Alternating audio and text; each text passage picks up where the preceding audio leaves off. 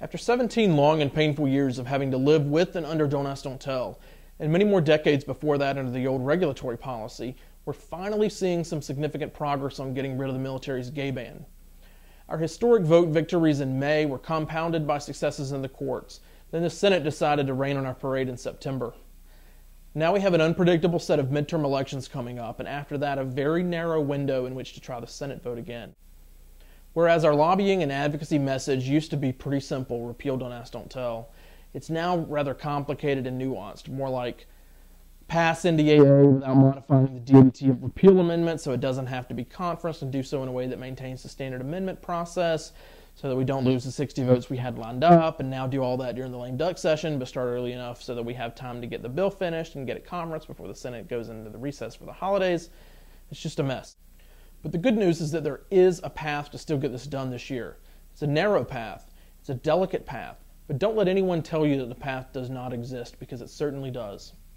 It's just going to take a little patience to understand it and a lot of work and pressure on the right people to get this done. But I promise you this, we are not going to give up or slack off just because it's going to be a tough fight. We're not going to sit on the sidelines and rely on the strategy of others. We're going to roll up our sleeves, show some leadership, and do the best we can to get this done no matter the outcome of the midterms. And we're going to make sure that you have the knowledge and the tools to stand up and fight with us. So here's the real deal on the path forward on Don't Ask, Don't Tell. The National Defense Authorization Act, in which the Don't Ask, Don't Tell repeal amendment is embedded, is going to take about a week and a half to 2 weeks on the Senate floor. Then another 2 weeks is going to be needed to conference the bill. So let's work our way back on the calendar from there. The absolute latest the Senate is going to stay in session is probably going to be about Thursday, December 23rd this year, and that's pushing it. So that means the Senate is going to need to start conferencing the defense authorization bill by Thursday, December 9th, or Monday, the 13th at the latest. Now, tackling the bill itself on the floor of the Senate is going to take up to 2 weeks more. So 2 weeks before that is Thursday, November 25th, which of course is Thanksgiving, and the Senate is going to be in recess the latter half of that week. So the defense authorization bill is really going to need to be brought up the previous week, which is still the first week the Senate comes back for the lame duck session. Now that's also going to be a week when new senator orientation will be going on, as well as cloture votes for a few other bills that are already scheduled. So we're going to be looking at the end of that week, maybe November 18th, or the beginning of the next week, at the absolute latest, maybe November 22nd. So there's your calendar for Don't Ask, Don't Tell repeal this year. And these dates and deadlines are not that flexible, maybe only by a day or two. What happens if the defense authorization bill isn't brought up before the Senate recesses for Thanksgiving? Well, it's possible in theory to still get it done, but the chances go down from about 50 or 60% to about 5 or 6%.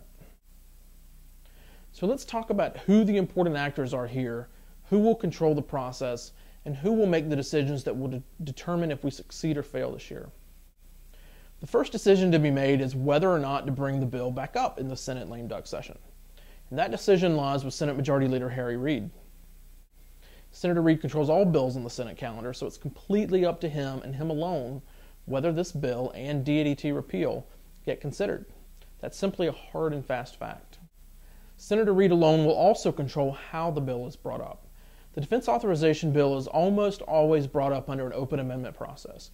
It happens that way every year. It's standard and customary procedure, even in election years. That's why those familiar with how the Senate works, Democrats and Republicans alike, were frankly blown away in September when Senator Reid did not allow the standard and customary open amendment process. As a result, the Republicans and even 2 Democrats said, no, we want the normal process for bill consideration like we do every year, not this bizarre straitjacket. So Senator Reid has to bring up the bill under normal, standard, customary conditions, not with the bizarre, irregular restrictions. An open amendment process is always expected, so it must be the way this bill is brought up. Now, the president is another critical actor here. The president absolutely has to get engaged in the process himself, personally, and in a public way. His staff will have to be involved too, but just having the staff involved is not sufficient. The White House needs to do 3 or 4 times what it did in September and May. And the president has got to be out there making calls, doing press, sending his surrogates out, sending his senior staff out, working Capitol Hill, and actually showing that the White House has a serious stake in the Senate getting this done this year. And those 2 words are key: this year.